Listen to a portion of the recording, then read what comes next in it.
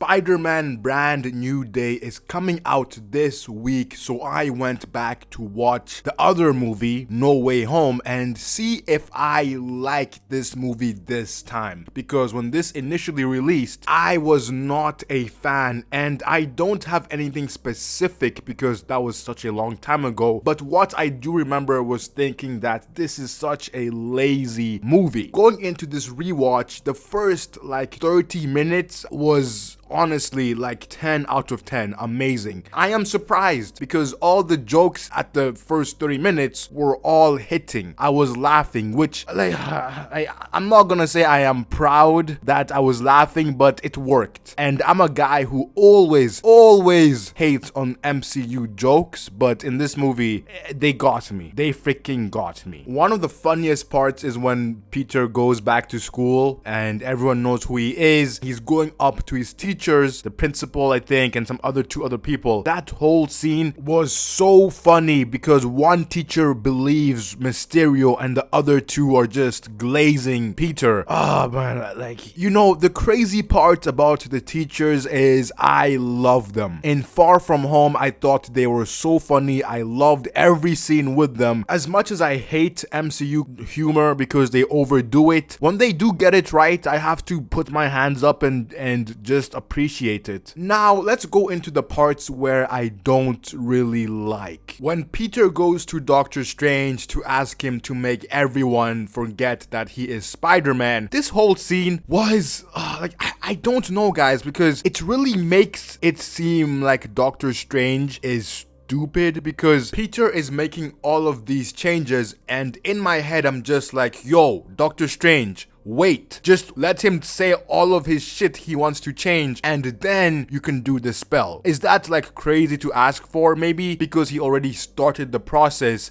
he couldn't wait like 10 minutes. Maybe I am missing that part, but if not, then Doctor Strange, you are just, stupid. So all of that happens, and now you have all of these villains from the other Spider-Man universes coming in and attacking this universe. I totally understand if people love this because, it's the old Spider-Man movies and you see all of these villains in one movie, and you have the other Spider-Mans. I totally get it. But for me personally, I thought this was so lazy at the time. Lazy because I'm thinking, oh, they rather just feed into nostalgia and just sell tickets rather than give us a fresh story. That was my understanding at the time. I guess you could say I'm wrong because it's Spider-Man. Whether they have these other Spider-Mans in the movie or not, they are going to make money. So it's not really about making the most money because they were going to do that regardless. And even if I think it's lazy, it does make sense why they would go for this type of movie. Now, the other issue is, okay, you go down this movie and this story, but god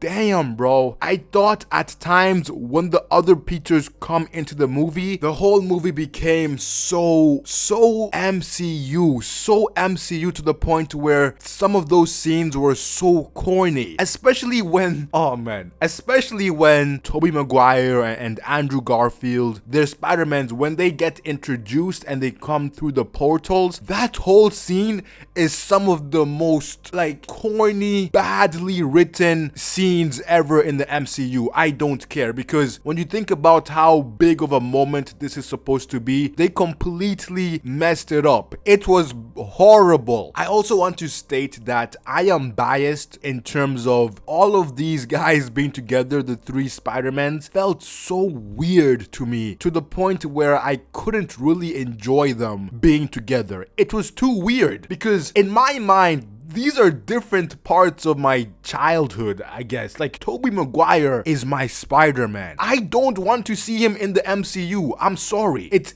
it was weird. And I didn't like that he had to come down to the MCU level of writing and just being in this universe. That's just my really biased opinion. Going into other parts of the movie, when Aunt May dies, this was obviously sad, but also at the same time I'm just like, yo, Peter, you invited how many villains into your apartment and you just thought that they all would just be on board with your plan. That's just really naive. And I guess because technically in the movie he is 18 years old, maybe somewhere in that range. So yes, he is a little bit naive. He thinks he can save everyone and have no consequences. But inviting all of those people into your apartment is just a recipe for disaster. Also, how did you guys feel about Jamie Foxx's acting in here? Because in my opinion, it really felt like he was trying to act. I could notice him trying to act, which is not a good sign. MJ and Ned, I feel like in this movie, MJ, it was really forced for her to be in here because it's Zendaya. She has to be in the movie a good amount. But if he wasn't there, nothing really changes in terms of the plot. For Ned, I can understand. He is the guy in the chair. They're really trying to push that. I can get that. But for MJ, I don't know. It was forced, which I understand why. You see,